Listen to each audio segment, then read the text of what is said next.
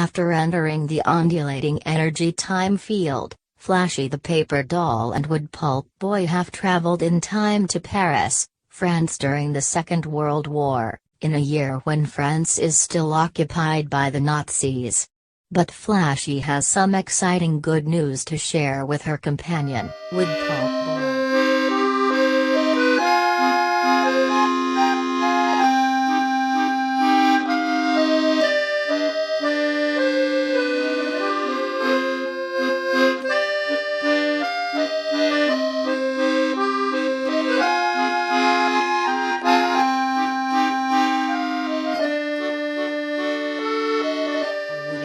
Oh Woody.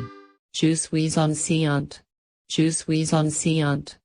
Yes, I am pregnant, and we are going to have the baby here in Paris. Wonderful, France. wonderful news, Flashy. C'est magnifique. C'est très bon. Yes, we must have many offspring to ensure the future for our kind. Je suis enceinte. Je suis enceinte. Yes, I am pregnant, and we are going to have the baby here in Paris.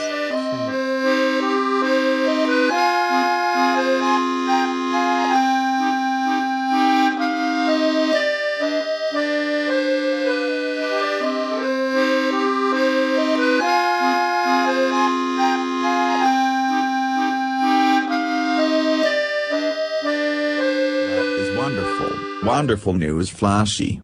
C'est magnifique. C'est très bon. Yes, we must have many offspring to ensure the future for our kind. Yes, we must have many offspring to ensure the future for our kind. Yes, we must have many offspring to ensure the future for our kind.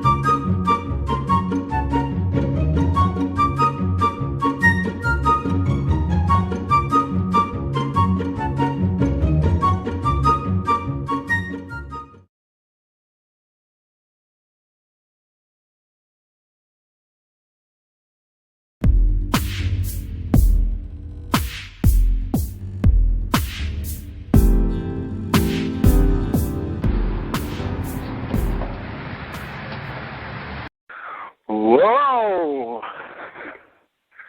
Oh. Whew. Where am I? Well, there's the Eiffel Tower. I need to find out what year this is. Who are these? What are these people walking around? Everybody looks like subhuman paper doll.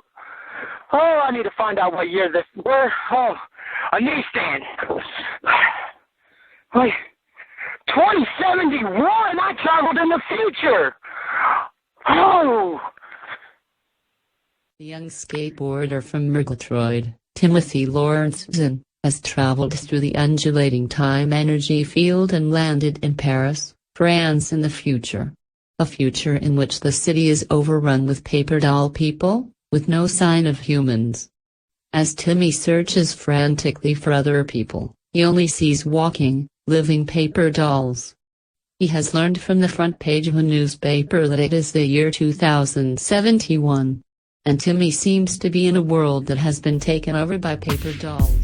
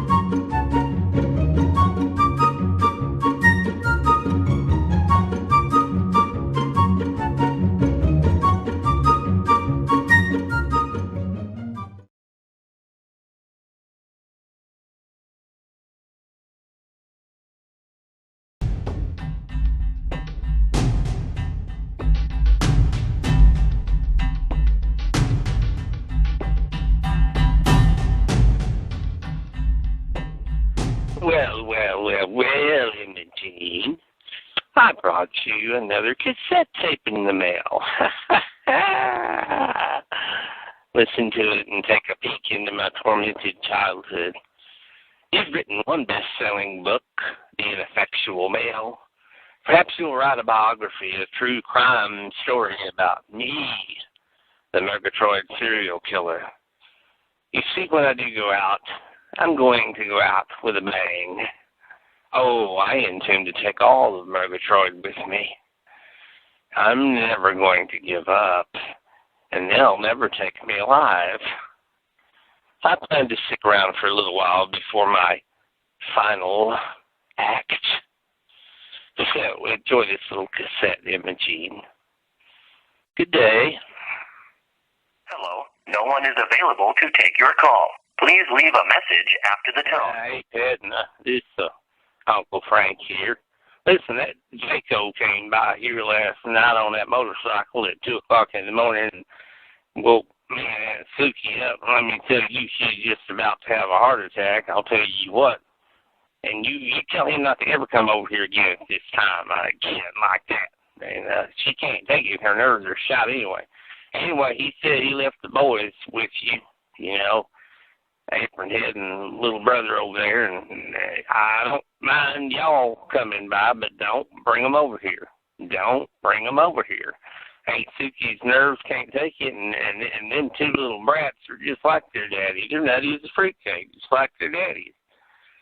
He wasted his brain on drugs and rolling around with that motorcycle gang. And that's exactly what's wrong with Apron Head and the other one both, is by that damn stepdaddy of theirs, the way he's raised them.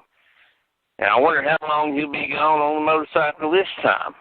Well, I wish y'all luck. You didn't taking care of them, but don't bring them over here. All right. Thank you. It's Uncle Frank. Thank you.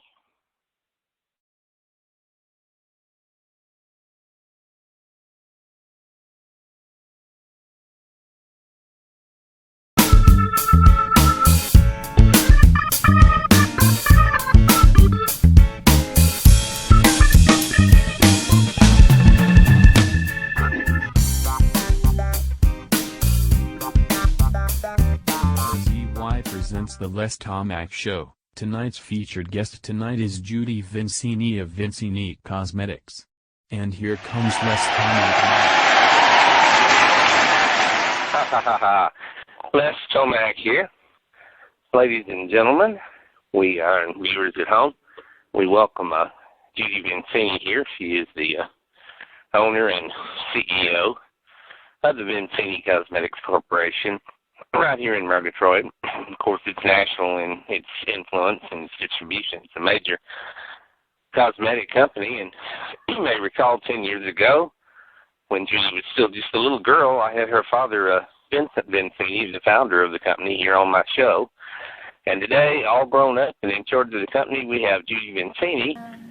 So, Judy, tell us, how did this new Elastaflux ingredient in the Ultra Deluxe Triple Star face cream come into being? What is Elastaflux?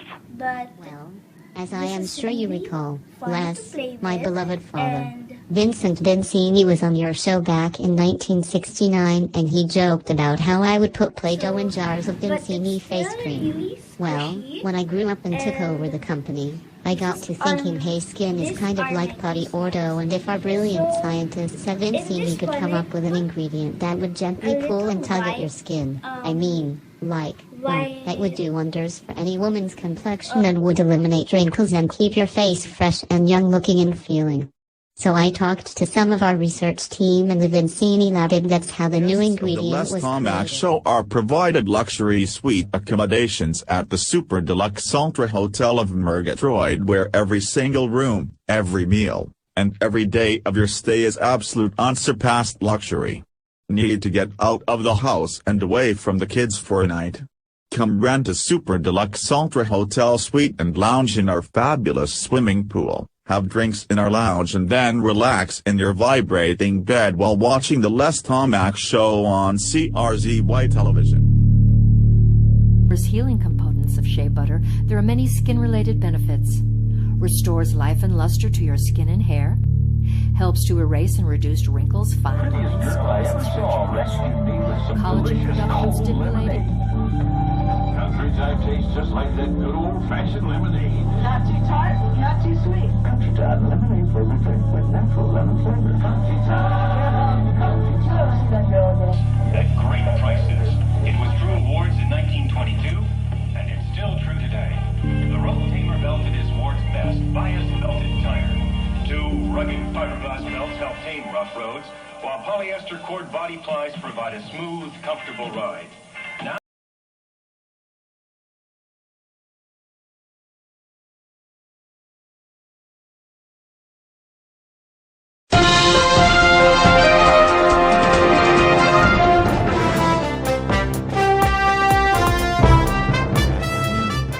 This is Humila, son of CRZY News. The Senate hearings into Flashy the Paper Doll resumed today after a one-week recess. They are being chaired by Senator Devane, and once again Dr. Getrick, a key person in all of this, is being questioned.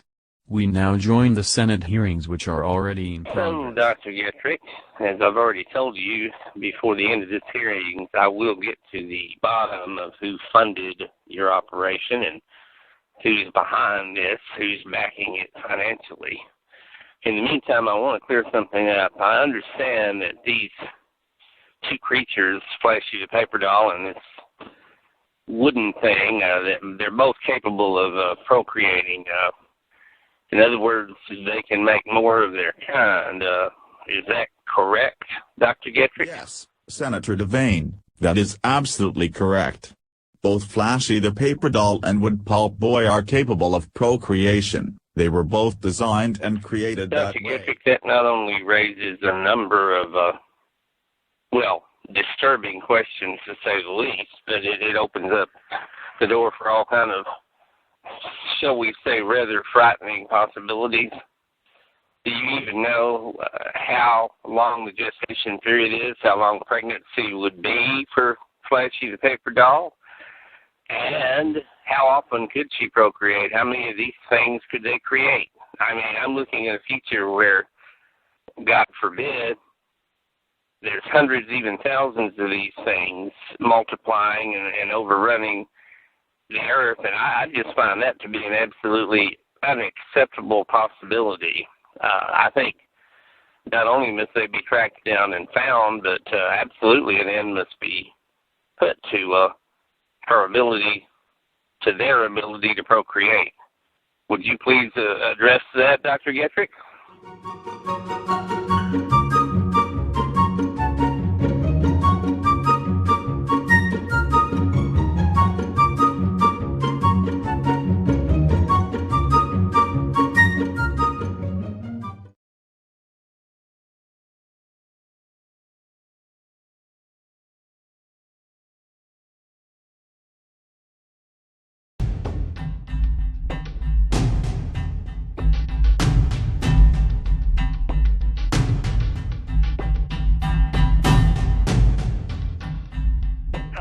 No one is available to take your call. Please leave a message after the tone. And it's Uncle Frank, and I've got a bone to pick with you. You know, I asked you not to bring the boys over here. Well, yesterday while I was gone, you did anyway, and you dropped them off with Aunt Suki, and I'd gone into town to pick up a few things. And when I got back, Aunt Suki was climbing the wall. She's about to have a nervous breakdown. They got into the refrigerator. They had gone through everything. They had meddled around through the drawers. I didn't know it at the time, but last time they was over here, I took a lighter away from Apronhead and put it up, and he had found it. I didn't know that he did. So he had to get them out of the house where they wouldn't drive Aunt Suki completely crazy. I got them in the pickup, and I took them into town to get them something to eat. You know, we went over to Drift to get them a double, and got them inside there and ordered the food and everything. And I'll tell you what, they went wild. Apronhead went all over the place, just turning that lighter on and off, flicking it on and off, flicking it on and off. And manager finally asked me, he said, don't bring him back in here. And I apologized for him, and I paid for our food, and I said, don't worry, I won't bring them back. And so I got them back in the pickup, and we got back out to the house, and I took that lighter away from him again, and I didn't realize he had another one on him. So anyhow, they both ate, and I put both in a little room in there watching TV, and I thought they'd keep quiet while I came and sat down and read the Murgatroyd Times, and Suki watched her Heart's Desire soap opera. Well, next thing I know, it wasn't 10 minutes past, I heard the most ungodly shriek from out in the backyard, and so I ran outside. Apron Head had set 5 of Aunt Suki's chickens on fire. I mean, they were just running around on fire, and of course I tried to put them out. Of course, he killed them. You know, they was so badly burned, and they didn't survive. And, of course, I took the lighter from him, away from him again. I said, y'all boys y'all just get out of here. I was mad. I was pissed off, let me tell you. So I made them walk. And so I imagine they, you know, I guess they made it home. They know how to get to your place. So anyhow, don't bring them back over here again. I'm just letting you know I did not appreciate it, and that's what they put me and Aunt Suki through. Thank you.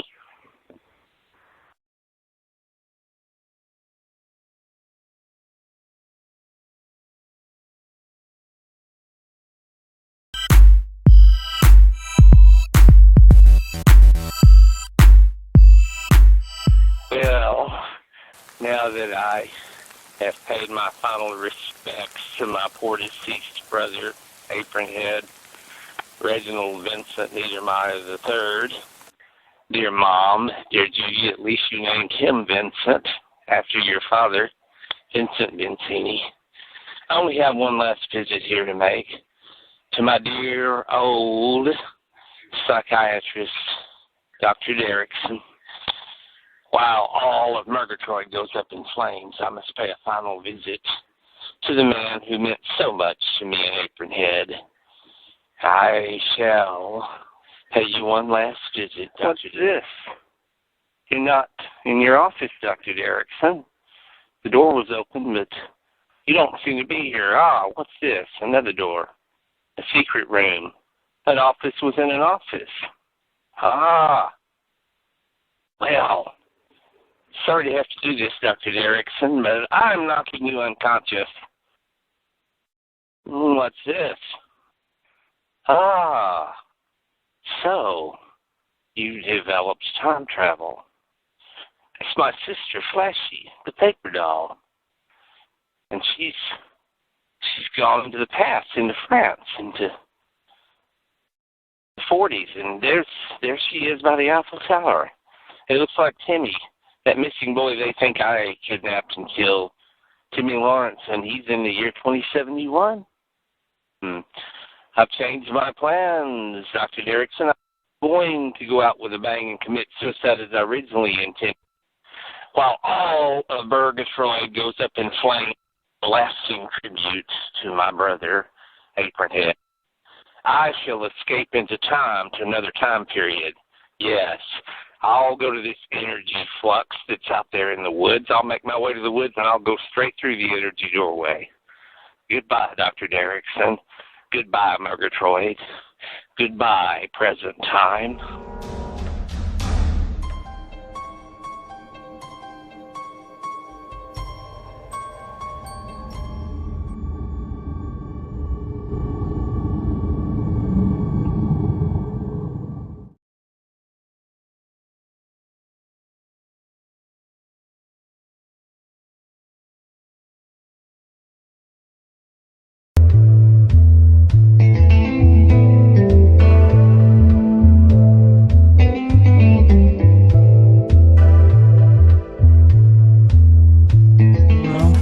The late night Les Tomac show, dark and deep, where heavy, complex intellectual and philosophical issues are discussed for our late night thinking audience.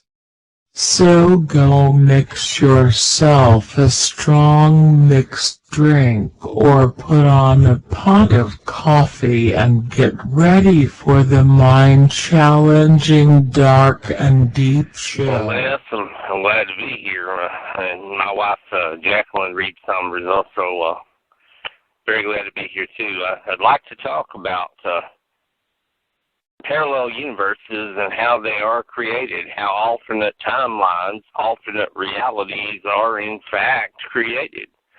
You see, every time someone goes back into time and changes something, it has unknown consequences and ripple effects that we've yet to completely determine or unravel.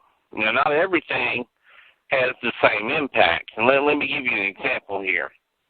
Let's just say, for example, that my wife Jacqueline here was to travel back to the time of Cleopatra and was to leave a big glider with Cleopatra, for example.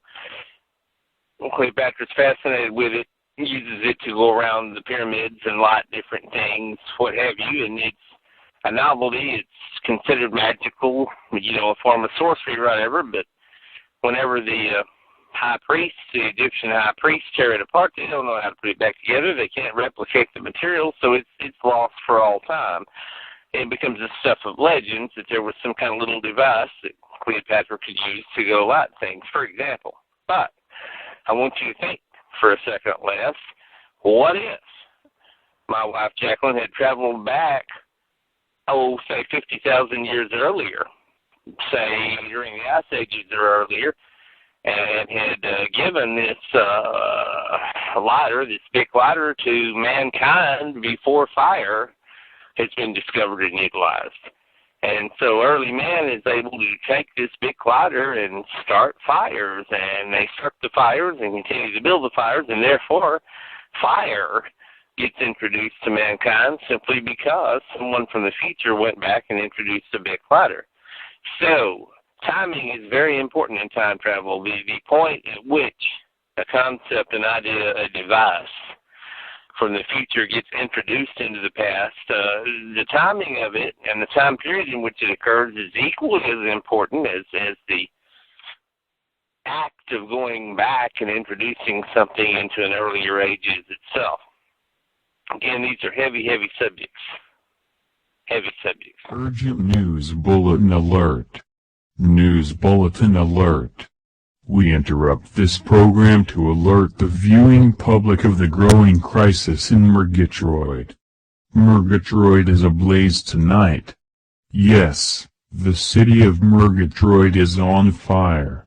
The first blaze broke out at the Vincine E-Cosmetics Corporation approximately 1 hour ago, followed by another large raging fire at Drifty's Hamburger Restaurant and yet another blaze at the Super Deluxe Ultra Hotel. The fourth major blaze has engulfed the northern portion of Dead Center Park.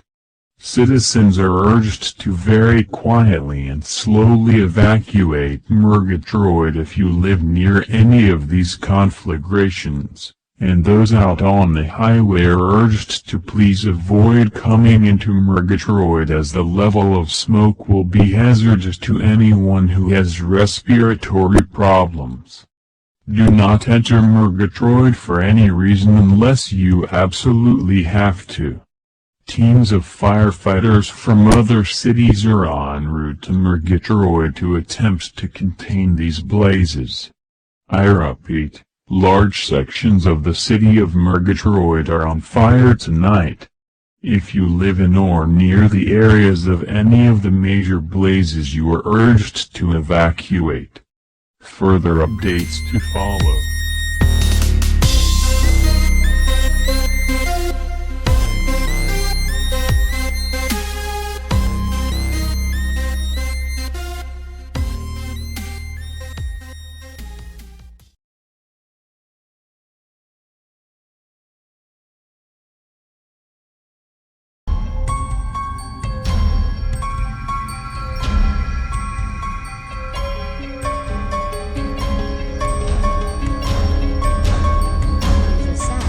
Dark day in the Murgatroyd city of present time. The Murgatroyd serial killer has set many locations in Murgatroyd on fire, and as Murgatroyd is going up in flames, the serial killer has discovered the secret time travel lab of Dr. Derrickson and knocked the doctor unconscious.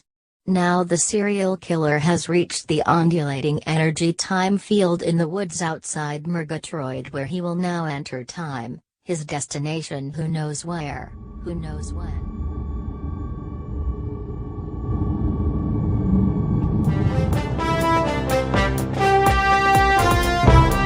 Firefighters battle the multiple blazes in Murgatroyd, law enforcement agencies have ramped up the search for the individual who claims responsibility for the fires. The Murgatroyd serial killer, who has now been tentatively identified as Eric Trenton Niedermeyer, the brother of Reginald Vincent Niedermeyer III, also known as Apronhead.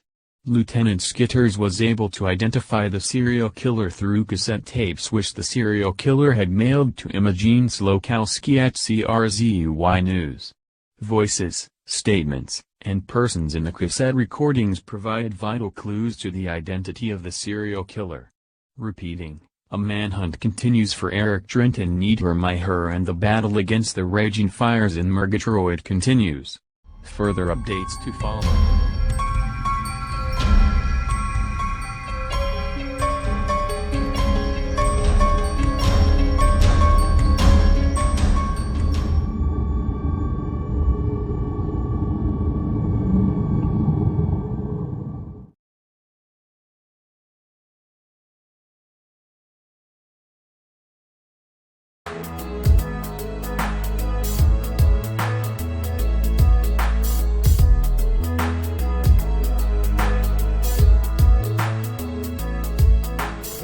Our snack bar for delicious treats and eats for the entire family. Ice cold drinks and yummy chocolate covered treats. Murgatroyd's finest drive-in theater for your nighttime entertainment.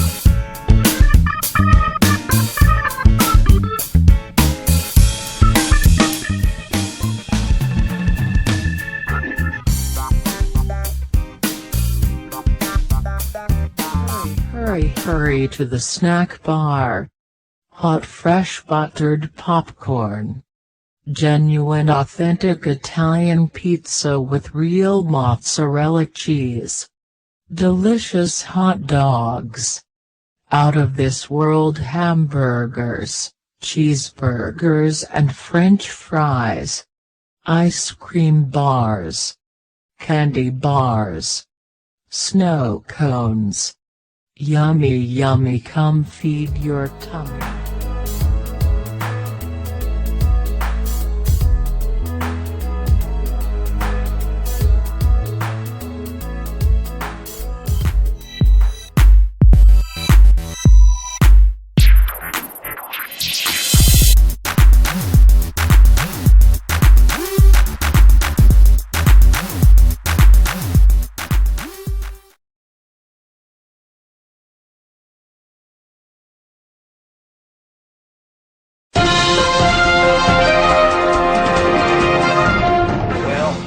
Welcome to a very special edition of the Les Tomac Show.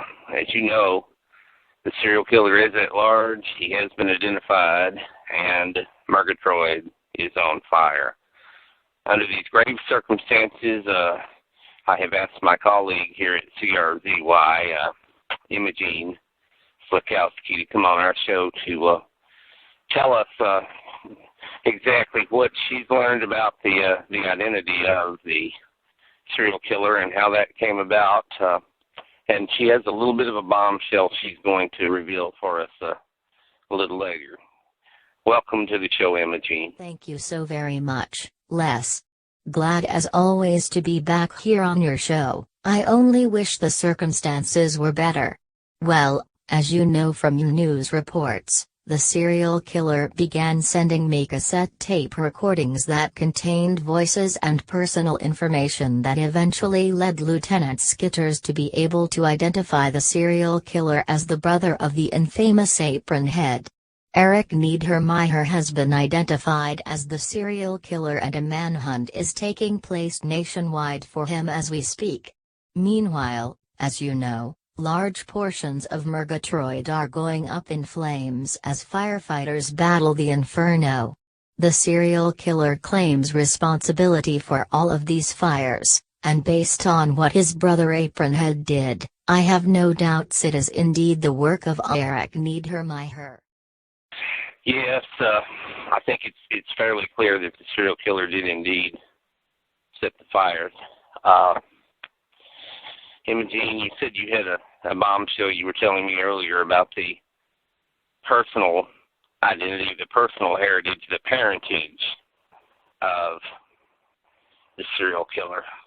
So if you would, please tell our viewers of what you've uncovered. Thank you, Imogene. Yes, Les. One of the things that the serial killer sent me in the mail was DNA and a vial of blood that our own independent laboratory has confirmed is in fact the DNA of Judy Vincini, the owner and CEO of the Vincini Cosmetics Corporation. The serial killer, Eric Niedermeyer, claims that Judy is in fact his mother, and our tests do confirm that. He also maintains that Flashy the paper doll was created using Judy Vincini's DNA, and we do not have a way at this time to verify that, seeing as how we do not have any DNA samples of Flashy, but I see no reason that he would simply make something like that up. So I would say it is a strong possibility that Flashy the paper doll is in reality his sister, as he claims, created from the DNA of his mother, Judy Vincini. What a shock to all of us.